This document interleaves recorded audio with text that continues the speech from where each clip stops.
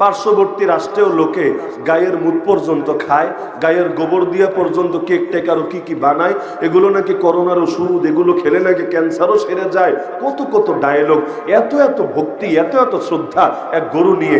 আর এরাও কি জানি পেয়েছে গরুর মধ্যে। সেই সূরা বাকারা পড়লে দেখবেন সেই অতীত জামানে ওই যে চাচা ভাতিজার কেচ্ছা খুনোখুনি হলো, পরে খুনিকে বের করার জন্য তখনও গরু লেগেছিল, এখনো বেচারা একটা লাল গায়ের অপেক্ষায় আছে। এমন লাল যার একটা পশম অন্য কালারের হবে না, এমন একটা গরু যদি ওরা পেয়ে যায়, সেই গরুটাকে জবাই করবে, করে বিশেষ পন্থায় এটাকে পুড়িয়ে এটা দিয়ে পূজা করবে, উপাসনা করবে। এরপর ওরা এই মসজিদটাকে ভেঙে থার্ড টেম্পল বা সুলাইমানি টেম্পল তথা মন্দির বানাবে। ওদের আকীদা নবী সুলাইমান আলাইহিস সালাম জিনদেরকে দিয়ে মন্দির বানিয়েছিলেন। নাউযুবিল্লাহ। মুসলমানদের আকীদা নবী সুলাইমান আলাইহিস সালাম জিনদেরকে দিয়ে মসজিদ আকসার পুনর্নির্মাণ সম্প্রসারণের কাজ করেছিলেন। নবীরা মসজিদ বানান, নবীরা গির্জা বানান না, প্যাগোডা বানান না, মন্দির বানান না। কারণ নবী দুনিয়ায় অনেক এসেছে, এটা যেমন সত্য, এর চাইতে আরো সত্য হলো সব নবীর দাওয়াত ছিল এক আর অভিন্ন। লা ইলাহা ইল্লাল্লাহ দাওয়াত নিয়ে এসেছেন সবাই, শিরকের দাওয়াত নিয়ে কেউই আসেনি নাই। তো স্বপ্ন দেখছে সেই মন্দির বানানোর পরে সামনে সিংহাসন পাতবে, ওদের মুক্তির দূত, ওদের ত্রাণ কর্তা, ওদের ত্রস্ত যুগের ত্রাতা মসিহে দাজ্জাল আসবে, এসে সেখানে বসে সারা দুনিয়া ইহুদি রাজত্ব কায়েম করবে। মক্কার মদিনা বাদে 40 দিনে গোটা পৃথিবীটারে নিজের অধীনস্থ করে ছাড়বে। বাহ, কি এক স্বপ্ন! তখন ওরা সফল হবে। এখন আছে ক্ষুদ্র ইসরাইল, তখন হবে দ্য গ্রেট ইসরাইল। নাউযুবিল্লাহি মিন যালিক। ওরাও এক মাসিহের অপেক্ষায়, আমরাও আরেক মাসিহ এবং আরেক খলিফার অপেক্ষায়। আমাদের খলিফার নাম খলিফাতুল্লাহিল মাহদি, আমাদের মাসিহের নাম ঈসা আলাইহিস সালাম। ঈসা আলাইহিস সালামের সঙ্গে আছে আল্লাহর রহমত, আর মাসিহে দাজ্জালের সঙ্গে আছে আল্লাহর লানত। ঈসা আলাইহিস সালাম আল্লাহর দলের সেনাপতি, আর মসিহে দাজ্জাল শয়তানের দলের সেনাপতি। রহমান আর শয়তান যেমনি ভাবে তুলনা করা যায় না, একইভাবে রহমানের দল আর শয়তানের দলের মধ্যেও কোনো কম্পেয়ার চলে না। আল্লাহ ছাড় দেন, কিন্তু ছেড়ে দেন না। ছাড় পেয়ে লোকে ভাবে বড় কিছু হয়ে গেছে, কিন্তু মনে রাখবেন আল্লাহ তাআলা ছেড়ে যেহেতু দেন না, সুতরাং ফেরাউন নমরুদরাই পারে নাই বাঁচতে, আর আজকালকার ক্ষুদ্র শক্তিরা কেমনেই বা বাঁচবে। এমন এমন বাদশাহ বিগত হয়েছে, গোটা দুনিয়া শাসন করেছে একসাথে, কিন্তু পরিণতিতে বাঁচতে পারে নাই, তাদেরও পতন হয়েছে। সুতরাং এরা কিভাবেই বা বাঁচবে? শেখ আহমদ ইয়াসিন নাম হয়তো অনেকে চেনেন, হামাস নামটা তো সকলেই শুনেছেন। সংক্ষিপ্ত রূপ, মূল নাম হলো হারাকাতুল মুকাওয়ামা আল ইসলামিয়া, ইসলামী প্রতিরোধ আন্দোলন। এর প্রতিষ্ঠাতা যিনি ছিলেন শেখ আহমদ ইয়াসিন, তার একটা বক্তব্য ছিল যে প্রত্যেক 40 বছর, আমি ইহুদি জাতির ইতিহাস পড়ে দেখেছি, প্রত্যেক 40 বছর পর পর আল্লাহ তাআলা এদের ভাগ্যে পরিবর্তন ঘটান। যেমন ওই মুসা আলাইহিস সালামের জামানায় জিহাদ ত্যাগের কারণে 40 বছর একটা উপত্যকায় আল্লাহ ওদেরকে আটকে রেখেছিলেন, মান্না সালওয়া খাইয়ে বাঁচিয়ে রেখেছিলেন। এরপর 40 বছর পর ওদের ভাগ্য আবার ঘুরেছে। তো তিনি বলেন যে আগামী শতাব্দী, তিনি তো আগের শতাব্দীতে মন্তব্যটা করেছেন, 20 শতাব্দীতে বলেছেন যে 21 শতাব্দীতে শুরুতে, এবং তার হিসাবে 40 বছর করে ওদের ইতিহাসের প্রতিটা পাঠ আলাদা আলাদা করে দেখিয়েছেন। তার মন্তব্য ছিল 2027-এ এসে এই চলতি 40 বছরটাও সমাপ্ত হবে এবং 2027-এ ওদের পতন হবেই হবে। এটা ছিল তিনি বলেছেন তার একটা আশা, আমরা আশা হিসেবেই ধরি, এবং তিনি আশার ক্ষেত্রে নেকফাল নিয়েছেন বিভিন্ন ইতিহাস থেকে, বিভিন্ন আয়াত থেকে। তো ঠিক আছে, কিন্তু মজার বিষয়, ইহুদিদের এক রেফারেন্সের মধ্যেও আছে, ওদের কিতাবের মধ্যে আছে যে কোন ইহুদি রাষ্ট্র 80 বছরের বেশি টেকসই হয় না, আর সেই হিসাবে 80 বছর টান দিলেও 2028-এর বেশি যায়। তো এখন কি হবে সেটা তো আল্লাহ ভালো জানেন, আমরা ভবিষ্যৎ জানি না। এই হামাসের হাতেই কি বিজয় আসবে? এই আবু ওবায়দায় কি আবার নতুন যুগের আবু ওবায়দায় পরিণত হবে, নাকি আল্লাহ তাআলা পরবর্তী কোন প্রজন্মের হাতে এদেরকে কোমর ভাঙবেন, এদেরকে উচিত শিক্ষা দিবেন, সেটা যদিও জানি না, কিন্তু আল্লাহর কসম এটা নিশ্চিত করেই জানি, কোরআন এবং হাদিসকে সামনে রেখেই বলি, একদিন না একদিন পতন ওদের হবেই। ওরা বিজয়ী হবে না, ওরা সফল হবে না। আল্লাহর দুশমন কখনোই সফল হতে পারে না। ওদেরকে জেরুজালেম ছাড়তেই হবে, আল আকসা ছেড়ে ভাগতেই হবে। কে ওদেরকে আশ্রয় দিবে? নবী তো সহিহ হাদিসে বলেছেন, গাছও আশ্রয় দিবে না, পাহাড়ও আশ্রয় দিবে না, পাথরও আশ্রয় দেবে না। যেখানে লুকাবে আল্লাহ সবকিছুর জবান খুলে দিবেন। সবাই ডেকে ডেকে মুসলমানকে ডেকে ওদেরকে ধরিয়ে দিবে। তো এই কথা বলতে তো দ্বিধা কাজ করে না। ইহুদিরা তোদেরকে তোদের দুনিয়ায় পালানোর জায়গাও তোরা খুঁজে পাবি না।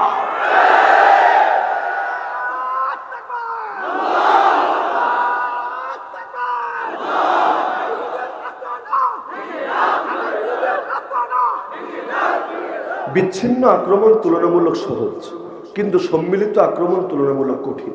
রাসূলকে মক্কার জামান একাধিকবার হত্যার চেষ্টা করে নাই? রাসূলকে হত্যা করা দরকার, এই আলোচনা একাধিকবার মক্কার পার্লামেন্ট দারুন নদওয়ায় ওঠে নাই? উঠেছে। কিন্তু 13 বছরে বিল কেন পাশ হয় নাই? কারণ সে সময় একটা বিচ্ছিন্ন উদ্যোগ ছিল। এই গোত্র দাঁড়িয়ে বলছে আমরা মারবো, ওই গোত্র দাঁড়িয়ে বলে আমরা মারবো, এই নেতা দাঁড়িয়ে বলে আমি সাইজ করে দেব। কিন্তু সকলে একমত হতে পারে না। এটাই তারা ভেবে পায় না, আরে বনু হাশিম যেই সাহসী, যেই যুদ্ধবাদ জাতি, এদের একজনকে মেরে তোরা আস্ত থাকবি কেমনে? আরে তোরা তার বংশের সম্মানিত সম্ভ্রান্ত একজনকে মেরে ফেললে তারাও তো তোদেরকে আস্ত রাখবে না, তোদেরকে মেরে ফেলবে। 13টা বছর পর ওরা একমত হতে পেরেছে। আয় 10 মিলে করি কাজ, হারে জিতে নাহি লাভ, সবাই মিলে মারি। তো বনু হাশিম তো একা, আমরা তো সকলে, সকলের হামলা কি আর এক দল মিলে উপেক্ষা করতে পারে, প্রতিহত করতে পারে? ব্যাস আল্লাহ রাসূলের ঘর ঘেরাও করে নিলেন, যে সকালে খালি বের হোক, মুহাম্মদকে ধরে জবাই করে ফেলবো। নাউযুবিল্লাহ মিন যালিক। যদিও বাংলায় বলে না, রাখে আল্লাহ মারে কে, কথা উল্টান, মারে আল্লাহ রাখে কে। তো আল্লাহ চেয়েছিলেন রাসূলকে রাখতে, চারদিক থেকে ঘেরাও করেছিল। রাসূল গর্ত খুঁড়েও না, সুড়ঙ্গ খুঁড়েও না, চোখের সামনে দিয়ে বেরিয়ে গিয়েছিল, দেখতে পায় নাই। আজকালকার ইসরায়েলরা যেমন বলে, আরে আমরা ওদেরকে দেখতে পাই না, ওরা আমাদের ঠিকই দেখে ফেলে, আমরা ওদের না দেখলে মারবো কিভাবে? ওরা এসে কোন গর্ত ফুঁড়ে আমাদের ঠিকই যায় মেরে। আল্লাহ সূরা ইয়াসিন এটা জানিয়েছেন, যে সূরার যে আয়াত পড়তে পড়তে রাসূল তার ঘর ঘেরাও করে থাকা মুশরিকদের মাঝখান দিয়ে হেঁটে হেঁটে বের হয়ে গেছেন। কি সেই আয়াত? ওয়াজআলনা মিন বাইনি আইদিহিম সাদ্দা ওয়া মিন খালফিহিম সাদ্দা ফাআগশাইনাহুম ফাহুম লা ইউবসিরুন। আমি আল্লাহ ওদের সামনেও পর্দা ফেলে দিয়েছি, পেছনেও পর্দা ফেলে দিয়েছি, চোখকে আবৃত করে দিয়েছি, এখন আর ওরা দেখতে পাবে না। যেমনি ভাবে রাসূলের মাথা ফাটিয়ে দিতে এসেছিল একবার আবু লাহাবের বউ উম্মে জামিল, কিন্তু এসে নবীর আর খুঁজেই পায় না। অথচ নবী সামনে বসা কোরআন তেলাওয়াত করছিলেন। সূরা বনী ইসরাঈলের এই আয়াতে এসে থেমেছেন মাত্র, ওয়া ইযা ক্বারাতাল কুরআন জাআলনা বাইনাকা ওয়া বাইনাল্লাযীনা লা ইউমিনুনা বিল আখিরা হিজাবাম মাসতুরা। হে নবী, আপনি যখন কোরআন পড়েন, আমি আপনার মাঝে আর আখিরাতে যারা ঈমান রাখে না ওদের মাঝে অদৃশ্য এক পর্দা ফেলে দেই। কি বরকত এই আয়াতের! সুবহানাল্লাহ। এখন এসে খালি খোঁজে, কি রে আবু বকর, তোর নেতা না এখানেই ছিল? একটু আগে না তার রিসাইটের ভয়েস আমি নিজেই শুনলাম, এখন তো খুঁজে পাই না, কই গেল রে? পালিয়েছে নাকি আমার ডরে? ঠিক আছে, ঠান্ডা হয়ে থাকতে বলিস, না হলে উম্মে জামিল আমি, আমার নাম আমি তারে দেখে ছাড়বো। কিন্তু রাসূল সামনেই বসা। আবু বকর রাদিয়াল্লাহু আনহু তো অবাক, আরে সামনের মানুষটারে দেখে না, আর ফালতু ডায়লগ ছাড়তে মোটেও কম চায় না। তো রাখে আল্লাহ, মারে আল্লাহ, রাখে কে? আল্লাহ চোখে পর্দা ফেলে দিলে এত এত টেকনোলজি কোনো কাজে আসে না। দাজ্জাল এখন আছে নাকি নাই? সহিহ মুসলিমেই তো হাদিস আছে, তামিম দারি রাদিয়াল্লাহু আনহু দাজ্জালকে দেখেছেন না? তো ওই জামানায় যদি দাজ্জাল থাকে, ওর তো মরণ হবে নবী ঈসার হাতে, তাহলে এখনো তো জিন্দাই আছে। এত এত স্যাটেলাইট কই আছে? পারলে খুঁজে বের করে। ইয়াজুজ মাজুজ আছে নাকি নাই? যুলকারনাইনকে আজকের বাদশা, 100 বছর আগের বাদশা, কত হাজার বছর আগে সীসা ঢালা প্রাচীর দিয়ে ওদেরকে আটকে রাখলেন। সংখ্যায় তো আর কম না, সংখ্যায় এত বেশি, যখন বের হবে একদল আরেক দলের উপর ঢেউ যেভাবে আশ্রে পড়ে, এভাবে আশ্রে পড়তে থাকবে, এত বেশি হবে। প্রথম দল গিয়ে সাগরে মুখ দিবে, সাগরের পানি শেষ, পরের দল আইসা বলবে, কি রে পুরাই দেহে মরা সাগর, এখানে জীবনে মনে হয় পানি ছিল না। এত এত বেশি সংখ্যায়। তাহলে কোথায় আছে? একটু স্যাটেলাইট ট্যাটেলাইট দিয়ে সার্চ করেন না, দেখেন খুঁজে পান কিনা, পাবেন না। আরে আপনাদের কাঁধে ফেরেশতা আছে নাকি নাই? আবার যারা মরে ওদের কবরে এসে ফেরেশতা প্রশ্ন উত্তর করে নাকি করে না? সিসিটিভি দিয়ে দেখেন, দেখা যায় কিনা? যাবে দেখা, যাবে দেখা। তা আল্লাহ তাআলা যখন পর্দা ফেলে দেন কিছু করার থাকে না। বদরে মুসলমান কেমনে 1000-এর মোকাবেলা করবে? যেন তেন ব্যাপার তো এটা না। আল্লাহ রাসূল এক মুঠো ধুলো নিয়ে ছুঁড়ে মারলেন। আরে কোথায় 1000, কোথায় এক মুঠো ধুলো? আপনি এক মুঠ ধুলো মারেন, দেখেন কয়জনের চোখে যায়। তাও তো দূর থেকে মারলে তো চোখে যাবেই না। আমি এখান থেকে যদি ওই যে পিছনে যারা আছেন তাদেরকে টার্গেট করে মারি, জীবনেও যাবে? সম্ভবই না। তারপরও ধরলাম না, গিয়েছে। কয়জনের চোখেই যাবে? 2 জন, 5 জন, 10 জন, 50 জন। কিন্তু আল্লাহর কি কুদরত, সকলের চোখে গিয়ে ঢুকে গেল। কিভাবে? জবাব দিয়েছেন আল্লাহ, ওয়ামা রামাইতা ইয রামাইতা ওয়ালাকিন্নাল্লাহ রামা। আরে যখন ছুঁড়েছো তুমি, আসলে তুমি ছুঁড়ো নাই, হাত ব্যবহার হয়েছে তোমার। ছুঁড়েছেন আসলে আল্লাহ। আল্লাহ তাআলা কত সৌভাগ্যবান বানিয়েছেন এই নবীকে আর এই নবীর উম্মতকে। আগেকার যুগে ফেরেশতাদের হাত দিয়ে যেই কাজগুলো করাতেন, এখন এই পাপীদের হাত দিয়ে সেই কাজগুলো করাচ্ছেন। কাতিলুহুম ইউআযিবহুমুল্লাহু বিআইদিকুম, আল্লাহর আয়াত। আর এখন থেকে লড়াই হবে তোমাদের এই শত্রুদের বিরুদ্ধে। আগে তো ফেরেশতারা এসে কাউরে ডানা দিয়ে, বাড়ি দিয়ে, কাউরে চিৎকার মেরে এক একজনের এক একভাবে সাইজ করে দিয়েছে। এখন আর ওই সিস্টেমের ব্যাপক সাইজ হবে না। এখন থেকে সাইজ করতে হবে তোমাদের। তবে শোনো, ইউআযিবহুমুল্লাহ, আল্লাহ আযাব দেবেন ওদেরকে। আযাব তো দেওয়ার ক্ষমতা আল্লাহ ছাড়া কারো নাই, দিবেন আল্লাহ। তবে দিবে কার হাতে জানো? আগে যেটা দিয়েছে জিবরিলের হাতে, মিকাইলের হাতে, ইসরাফিলের হাতে, আসমানের ফেরেশতাদের হাতে। কোরআন বলছে বিআইদিকুম, এখন আল্লাহ দেবে তোমাদের হাতে। এখন আসমানে ওই পাখিদের মধ্যে তাইরান আবাবিল খুঁজে লাভ নাই। দেখেন না এখন আলহামদুলিল্লাহ দুনিয়ার মুমিনরাই আবাবিল হওয়া শিখে গেছে।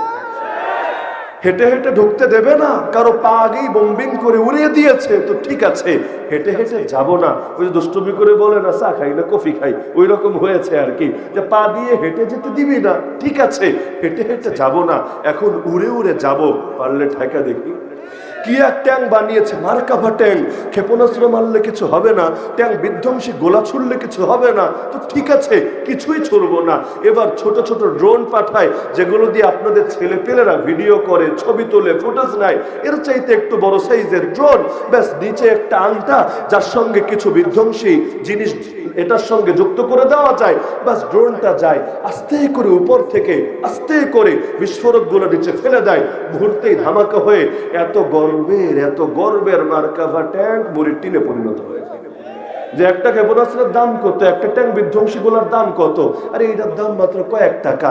যে এখন এত এত টাকাও খরচ করা লাগে না। আর ওদের মাথায়ও নাই যে এই আকামটা ঘটাতে পারে। ওরা তো ধরে রেখেছে ট্যাঙ্ক ধ্বংস করতে ট্যাঙ্কের গোলাই তো মারবে। এখন সামান্যই জিনিস দিয়েও যে ফুড়ায় দিতে পারে, এটা তো মাথায়ও আসেনি। আল্লাহ তাআলা তো বুদ্ধি ঢেলে দেন ভাই, বুদ্ধির মালিকও মানুষ না, না হলে বুদ্ধি চাইলেও কেউ আনতে পারে না। মক্কাবাসী 13 বছর আগে কেন ওই বুদ্ধিটা আনলো না, যেটা পরে আনতে পারলো? বুদ্ধি আল্লাহ না দিলে মাথায় আসে না। আবু লাহাব যদি একবার চ্যালেঞ্জ ছুটতো, মোহাম্মদ তুই যে বললি কোরআনের আয়াতে সায়াসলা নারান যাতা লাহাবি ওয়া ইমরাতু, আমিও জাহান্নামে যাব, আমার বউ জাহান্নামে যাবে, এই যে বললি, দেখ আমি কালেমা পড়লাম, লা ইলাহা ইল্লাল্লাহ মুহাম্মাদুর রাসূলুল্লাহ। এখন পারলে তুই বল, তোর কথা সহি নাকি কোরআনের আয়াত সহি? তুই তো বলেছিস যে কালেমা পড়বে তার উপর জাহান্নাম হারাম, সে জাহান্নামে যাবে না। আর আয়াত বলছে আমি জাহান্নামে যাব। এখন বল কোনটা আমি মানব? যদি একবার এই চ্যালেঞ্জটা ছুড়ে দিত, মক্কার অনেকের ঈমানে কিন্তু রিস্কে পড়ে যেত। মানুষের মনে সংশয় ঢুকে যেত, আসলেই তো মরা মানুষ তো না, আবু লাহাব তো জিন্দা। জিন্দা থাকতেই তো আল্লাহ জানিয়েছিল জাহান্নামে যাবে। তো জিন্দা লোকের ব্যাপারে জান্নাতি জাহান্নামী বলা কিন্তু সোজা না। এখন ডিম বিরিয়ানি খাই আইকুক আর যা খাই আইকুক, জিন্দা মানুষের জান্নাতি জাহান্নামী বলা যেন তেন ব্যাপার না। কারণ মরার সময় কার ঈমানের কি হাল হবে এক আল্লাহ ছাড়া কেউ জানে না। তো আবু লাহাব চাইলে চ্যালেঞ্জটা এভাবে যদি ছুড়ে দিত, আপনার কি ধারণা অনেক দুর্বল ঈমানের লোকের ভেতরে সংশয় ঢুকতো নাকি ঢুকতো না? আরে ঢুকতো নাকি ঢুকতো না?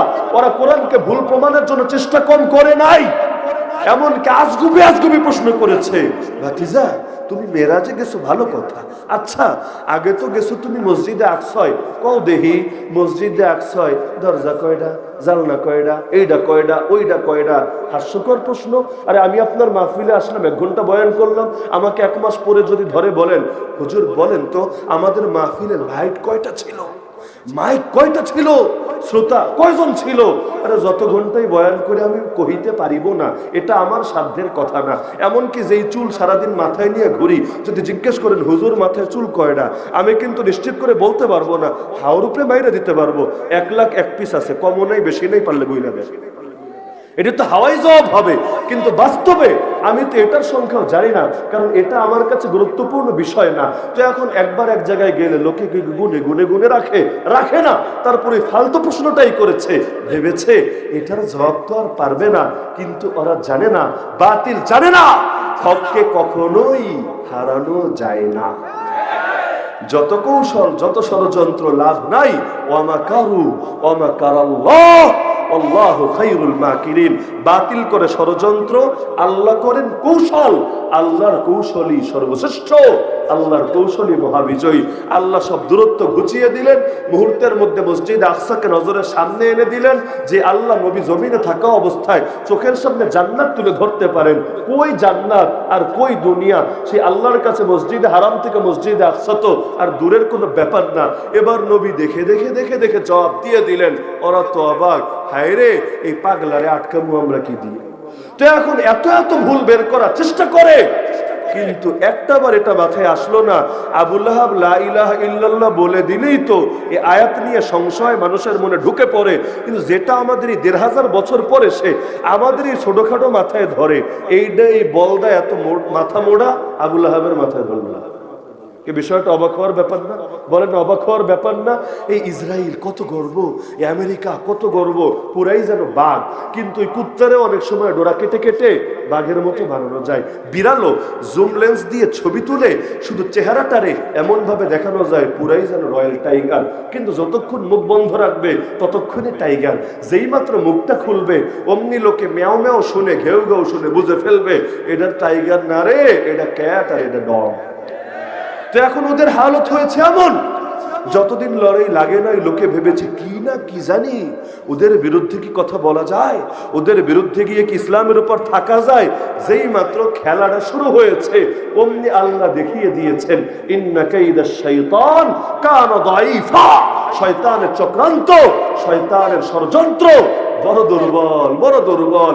এই আফগানের বুকে 19টা বছর কি না করলো, এক আমেরিকা তো না, সম্মিলিত জোট ন্যাটো কি না করলো, কত নিষিদ্ধ বিস্ফোরক না ব্যবহার করলো, কত শিশু বাচ্চাকে জঙ্গিবাদের অপবাদ দিয়ে ওয়ার টেররের নামে মেরে ফেললো। দিন শেষে নিজেদেরকে পরনের কাপড়টাও খুলে শরম লজ্জা জাতির সামনে খুইয়ে তারপর কামব্যাক করতে হবে। একইভাবে ইসরায়েল যতদিন লড়াই লাগে নাই লোকে ভেবেছে কি না কি, এক মোসাদরে নিয়ে কত বই আছে, আমি তো কয়েকটা পড়েছি, আমার পড়ার বাইরেও কত আছে। এমন মহাশক্তির অধিকারী, এদের নাম মুখে আনতে নাই, না হলে কখন যে কি করে ফেলবে বলা যায় না। আল্লাহ দেখিয়ে দিয়েছেন গুটি কয়েক ক্ষুদ্র মুজাহিদদের সামনে এরা মশা মাছির ডানা সমান। সুর নরম করতে বাধ্য হয় নাই তো কোথায় আল্লাহ, কোথায় বান্দা? তো এখন যখন বলেছে আমাদের আছে উজ্জা দেবতা, তোদের মুসলমানদের উজ্জা দেবতা নাই, তখন আল্লাহর অপমান হয়েছে নাকি হয় নাই? হয়েছে। নবী বলেন আজিবু, আর চুপ থাকার সময় নাই, জবাব দিয়ে দাও। ওমর এবারও বললেন রাসূল শিখিয়ে দেন কি জবাব দিব। কিছু মানুষ লাগে যারা সদা সর্বদা জবান দিয়ে জবাব দেওয়ার জন্য রেডি থাকে, যদিও তাদেরকে কেউ পছন্দ করে না, এটা স্বাভাবিক। ওমর রাদিয়াল্লাহু আনহু জীবনী খুলেন এই বাক্য পাবেন, তারাকাহুল হক ওয়া মা লাহু সাদিকুন। হক তাকে এমন ভাবে ছেড়ে দিয়েছে, তার কোনো বন্ধুই ছিল না দুনিয়াতে। বন্ধু থাকবে কেমনে? যারা তিতা তিতা কথা বলে তাদের বন্ধু জগতে কমই থাকে, আর যারা চাটুরে চাটাচাটি করে বাঁচতে পারে তাদের বন্ধু দুনিয়াতে অনেক বেশি থাকে। হাসান বিন সাবিত রাদিয়াল্লাহু আনহুকে রাসূল কি এমনি এত দোয়া দিয়েছেন? কি দোয়া জানেন? আরে এই দোয়া আমি উসামা পেলে জীবনটা কামিয়াব হয়ে যেত। আরে এমন এক দোয়া, আল্লাহুম্মা আইয়িদহু বিরূহিল কুদস। আল্লাহ রূহুল কুদসের দ্বারা, জিবরিল আমিনের দ্বারা তুমি আমার হাসানকে শক্তিশালী করো। আল্লাহ নবী তাকে বলেছেন, বুখারীর riwayat, উহজুহুম আও ক্বালা হাজিহিম ফা ইন্না জিবরিল মা'আক। আরে হাসান তুমি জবান দিয়ে ওদের কটূক্তির জবাব দিয়ে যাও, আরে মনে রাখবা জিবরিল আমিন আছে তোমার সাহায্যে নিয়োজিত। মদিনার মসজিদে আলাদা একটা মিম্বারি বানিয়ে দিয়েছিলেন হাসান বিন সাবিতকে। অথচ ইতিহাস পড়েন, বেশি লাগবে না। আর রাহিকুল মাকতুম যারা পড়েছেন, এটা তো অতি প্রসিদ্ধ কিতাব, এখানেও দেখবেন হাসান বিন সাবিত যে যুদ্ধের ময়দানে বড় সেনাপতি ছিলেন, তরবারি দিয়ে হাজার হাজার কাফিরের গর্দান নামিয়েছেন, বিষয়টা এমন না। কোন যুদ্ধে সেনাপতি ছিলেন, পারলে যুদ্ধটার নাম বলেন। অথবা ময়দানে গিয়ে প্রচুর লড়াই করতে জানতেন, তরবারি খুব চালাতে জানতেন, পারলে এমন সোর্স থাকলে আমাকে জানান। কিন্তু আল্লাহ নবী এমন দোয়া দিয়েছেন। কেন? আল্লাহ তাআলা সবাইরে সব দেয় না। আল্লাহ কাউরে জবান দেয়, কাউরে তরবারি দেয়। কেউ জবানের দিয়েও এমন কাজ করে যায় যেটা অনেক সময় তরবারির দ্বারাও হয়ে ওঠে না। আরে হাদিয়া বাঙ্গাল কারামত আলী জনপুরি রহমতুল্লাহ আলী, তিনিও তো যাচ্ছিলেন বালাকোটের দিকে সৈয়দ আহমদ শহীদ বেল্লবী রহমতুল্লাহ আলীর সাথে, উস্তাদের সাথে, শাইখের সাথে যাচ্ছেন জিহাদের ময়দানে। শাইখ বললেন, তুমি অমুক এলাকায় চলে যাও, সেখানে গিয়ে তুমি দাওয়াতি মিশন চালাতে থাকো।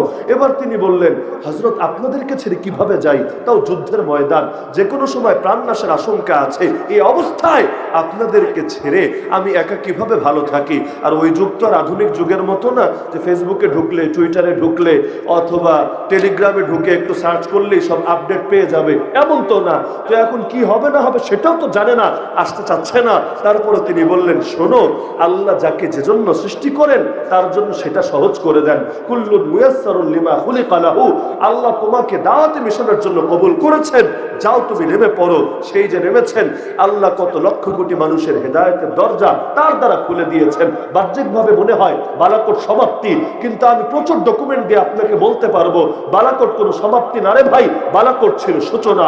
হ্যাঁ, ইয়ে শামে জিন্দেগি সুবহে দাওয়ামে জিন্দেগি, মৃত্যু যেভাবে কোনো সমাপ্তি না, মৃত্যু এক ক্ষণস্থায়ী জীবনের সমাপ্তি, কিন্তু আসল জীবনের সূচনা।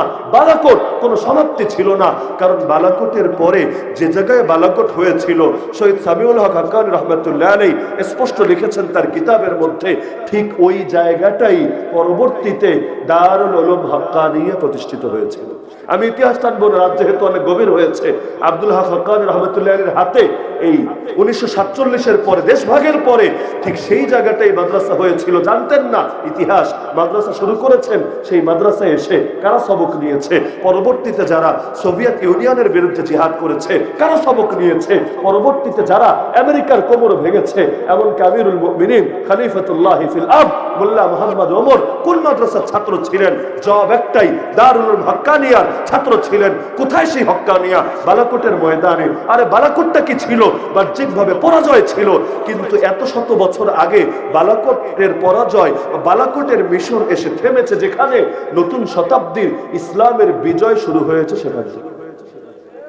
এই কারণে বলা হয় না, ইসলাম জিন্দা হতা হয় আর কারবালা কে বাদ। কারবালা কোনো সমাপ্তি না, কারবালা পরাজয়ের আখ্যান না, বরং একদিকে সমাপ্তি আর একদিকে এর চাইতে বড় সূচনা। শহীদের রক্ত কখনো বৃথা যায় না, না শাপলার রক্ত, না টঙ্গীর রক্ত, না বিবারিয়ার রক্ত, না হাটহাজারীর রক্ত। আল্লাহর কসম, শহীদের রক্ত অতীতেও কখনো বৃথা যায় নাই, এখনো বৃথা যাবে না। কিয়ামত পর্যন্ত আল্লাহ শহীদের রক্তকে কখনোই বৃথা যেতে দেবেন না। ইন্নাল্লাহা লা ইউযিউ আজরাল মুহসিনিন, যারা সৎকর্মশীল হয় আল্লাহ তাদের প্রতিদান নষ্ট করে না। তো যখন বললো আমাদের আছে উজ্জা দেবতা, তোদের উজ্জা দেবতা নাই, নবী বললেন জবাব দাও। ওমর বললেন কি জবাব দিব? নবী বললেন বলো, আল্লাহু মাওলানা ওয়ালা মাওলা লাকুম, আল্লাহ আমাদের মাওলা, তোদের কাফেরদের কোনো মাওলা না। শেষ করি আরেকটা ছোট্ট ঘটনা দিয়ে। যুদ্ধ হচ্ছে, এক পাশে অনেক মুসলমান আর এক পাশে কাফের। মুসলমানদের এর মধ্যে কাফের বাহিনী থেকে একজন নবীরে নিয়ে গালিগালাজ শুরু করে দিল। আজকের দুনিয়ায় হয় নাকি হয় না? অনেক কারণে হয়, এর মধ্যে একটা কারণ খেপানো, রাগানো।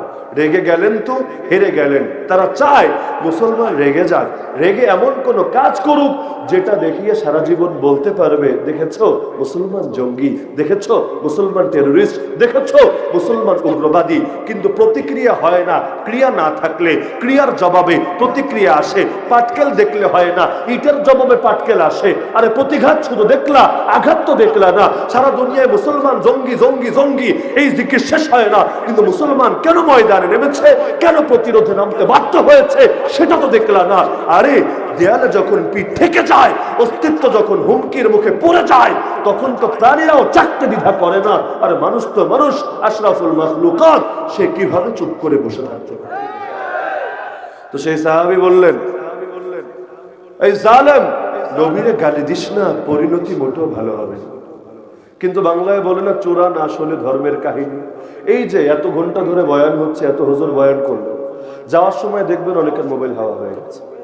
প্রত্যেক মাহফিলে অনেকের মানিব্যাগ নাই হয়ে গেছে। শ্রোতাদের হয় কখনো স্টেজে থাকা হুজুরদের বা বক্তা সাহেবেরও হয়ে যায়। কারা করে? এতক্ষণ যারা মনোযোগ দিয়ে বয়ান শুনেছে তাদেরই কেউ কেউ করে। কি বাস্তব না অবাস্তব?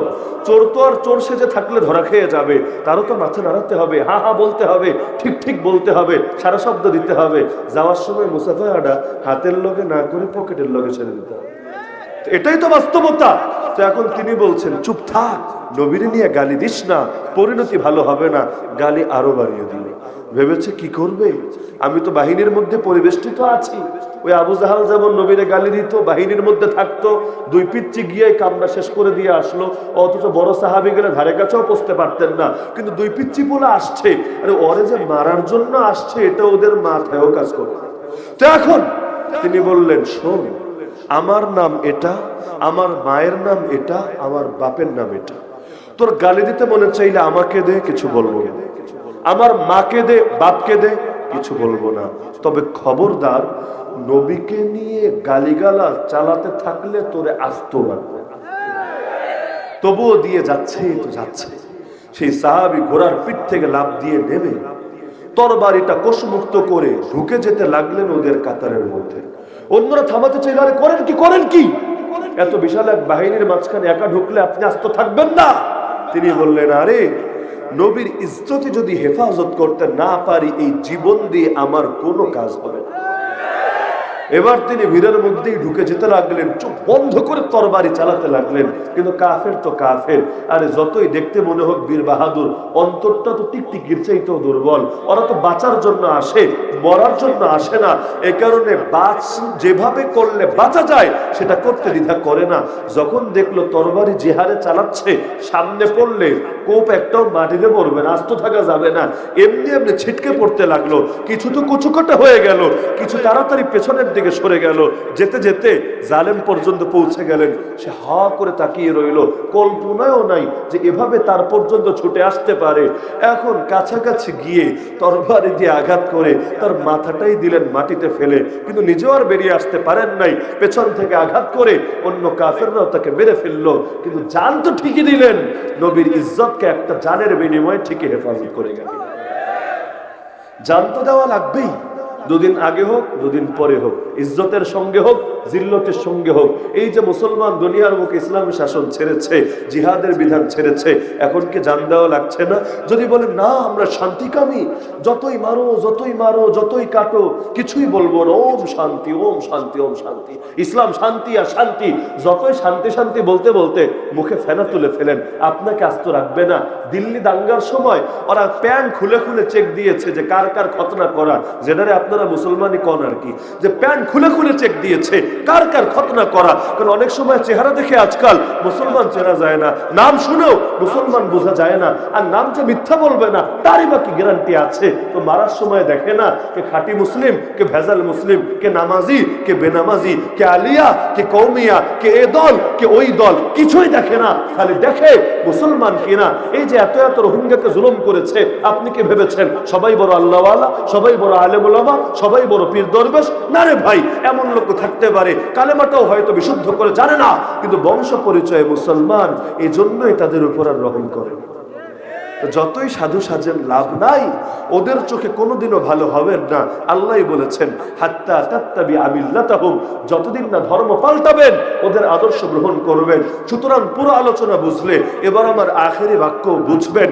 সুতরাং ব্যক্তিগত বিষয়ে ছাড় দিতে পারি, ব্যক্তিগত বিষয়ে নরম থাকতে পারি, ব্যক্তিগত বিষয়ে কোনো রাগ না করে সব ক্ষেত্রে ক্ষমার আদর্শই গ্রহণ করতে পারি, যেমনটা নবীর আদর্শ ছিল। এটাই উত্তম আদর্শের পরিচায়ক বটে। কিন্তু দ্বীনের ক্ষেত্রে আল্লাহ এবং তার রাসূলের প্রশ্নে, কোরআনের প্রশ্নে, শরীয়তের প্রশ্নে কোনো আপোসকামিতা চলবে না, কোনো নমনম ভাব চলবে না, কোনো চাটাচাটি, তেলবাজগিরি অথবা কোনো গোল আলু মার্কা আদর্শ চলবে না। এক্ষেত্রে আদর্শ হবে ডু অর ডাই। মনে থাকবে না ইনশাআল্লাহ? আল্লাহ রাসূল মদিনা তো পরের কথা, মক্কাই যখন তাকে একদিকে মারছে আর একদিকে লোভ দিচ্ছে, দুটোই মাইরা মাইরা লোভ দিলে কিন্তু সোজা কয়েক বছর জেল খাটায় যদি বলে মানবি ছাইরা দিব, না হলে আরো কয়েক বছর থাকবি, বুঝতেই তো পারছিস কেউ ছুটাতে পারবে না, তখন কিন্তু প্রস্তাব মানানো সহজ। তো এখন একদিকে মারে আর একদিকে অফারও দেয় রাসূলকে। কি বলেছিলেন রাসূল? ইতিহাস যারা পড়েছেন জানার কথা। আল্লাহ রাসূল বলেছেন, ওয়াল্লাহি লা ওয়াদাউ শামসা ফি ইয়ামিনি ওয়াল কমারা ফি ইয়াসারি আলা আন আতরুকা হাযাল আমরা মা তারাকতুহু হাত্তা ইউযহিরাহু আল্লাহ আও আহলিকা দুনাহু। আল্লাহর কসম করে বলছি, আকাশের সূর্যটা যদি আমার ডান হাতে এনে দাও, ওই আকাশের চাঁদ এনে যদি আমার বাম হাতে রাখো, তবু আমি আমার মিশন ছাড়বো না যতদিন না আল্লাহ এই জমিনে ইসলামকে জিন্দা করবেন অথবা আমি মুর্দা হয়ে যাব। হয়তো ইসলাম জিন্দা হবে, না হলে আমি মুর্দা হব, উল্টা হবে না, আমি জিন্দা থাকবো ইসলাম মুর্দা হবে। এটা তো মেনে নেওয়া যায় না। জাফর রাদিয়াল্লাহু আনহুকে দেখেন না, ডান হাত দিয়ে কালেমার পতাকা, ঈমানের পতাকা, দ্বীনের পতাকা ধরে রেখেছেন, রাসূল তাকে যুদ্ধে সেনাপতি বানিয়েছেন, কাফের এসে তরবারি দিয়ে আঘাত করে ডান হাতটা কেটে দিল। আরে হাত গেছে যাবে, তাই বলে ঈমানের পতাকা মাটিতে পড়বে, এটা কি সয়ে নেওয়া যায় নাকি? বাম হাত দিয়ে খপ করে ধরে ফেললেন, এবার কোপ পড়লো বাম হাতে, বাম হাতটাও কেটে গেল। আরে হাত দুটো গেছে যা, তবুও কালেমার পতাকা মাটিতে পড়বে, এটা তো মেনে নেওয়া যায় না। এবার অবশিষ্ট অংশ দিয়ে বাহু দিয়ে পতাকাটা আগলে ধরে রাখলেন, তবুও কাফেরের মন গলল না, চূড়ান্ত আঘাত করে তাকে শহীদ করে দিল। যতক্ষণ নিথর হয়ে জমিনে লুটিয়ে পড়েন নাই, ততক্ষণ পর্যন্ত দ্বীনের পতাকা মাটিতে পড়তে দেন নাই। কি বুঝলেন? হয়তো শরিয়ত নয়তো শাহাদাত, হয়তো শরিয়ত জিন্দা হবে, না হলে শাহাদাত নসিবে জুটবে। আর মুমিনের কাছে শাহাদাতের চাইতে বড় মজা, বড় মধু কি হতে পারে? জান্নাত ছেড়ে চলে আসতে চাইবে যেই জিনিসের লোভে, সেই জিনিসের মজা কত বেশি হতে পারে। জান্নাতে রবের দিদার, নবীর সোহবত, হুরের খেদমত, গিলমান, সালসাবিল, জনজাবিল, শারাবান তাহুরা, এত এত নিয়ামত, যে জান্নাতের 1 ইঞ্চি জমিন গোটা দুনিয়ার চাইতেও দামি। সেই জান্নাত ছেড়ে চলে আসতে চাইবে কোন মধুর টানে, কোন মধুর টানে? ওই দেখেন না মাঝে মধ্যে আমেরিকা ছেড়ে বাংলাদেশে আসে প্রেমের টানে, কে আসে না? কত কত দেশ, বাঙালির এই লাইনে যোগ্যতা ভালো, কোন দেশ মনে হয় বাদ রাখে নাই।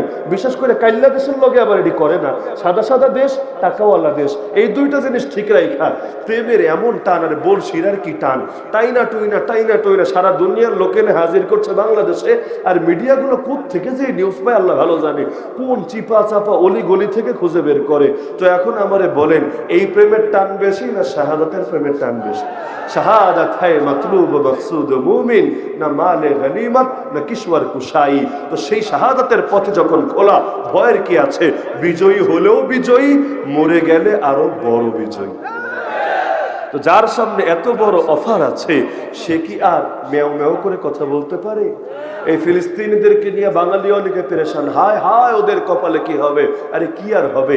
ইম্মা নাসর ওয়া ইম্মা শাহাদা, হয়তো বিজয়ী হবে, না হলে শাহাদাত লাভ করে জান্নাতের সবুজ পাখি হবে। আল্লাহর কসম, দুনিয়ায় বিজয় দেখে যাওয়ার চাইতে এটা আরো বড় মধুর, আরো বড় মজা। সুতরাং আসেন, অন লাইফ অন চান্স, আর তো আসবে না, একটাই তো, অক্ষ করে দিই, উৎসর্গ করে দিই আল্লাহর নাম। আল্লাহ যদি আমার হায়াতটা কিনে নেন, আলহামদুলিল্লাহ, এর চাইতে বড় সৌভাগ্য আমার জন্য কি হতে পারে? মরা তো লাগবেই। আর শিয়ালের মতো বাঁচলে বেশি দিন বাঁচবেন এমন না, সিংহের মতো বাঁচলে কম দিন বাঁচবেন এমন না। জন্ম হয়েছে পরে, মরার তারিখ লেখা হয়ে গেছে আগে। সুতরাং মরণ যখন আসার তখনই আসবে। তো যখন মরণ নির্ধারিতই, তখন কাপুরুষের মতো বাঁচার কি আছে? জিল্লতের জীবনের চাইতে ইজ্জতের মৃত্যু আমাদের কাছে বেশি পছন্দনীয়। সুতরাং একদিনও যদি বাঁচি, মাথা উঁচু করে বাঁচবো। মাথা নত করলে একমাত্র রব্বুল আলামিনের সামনে নত করব।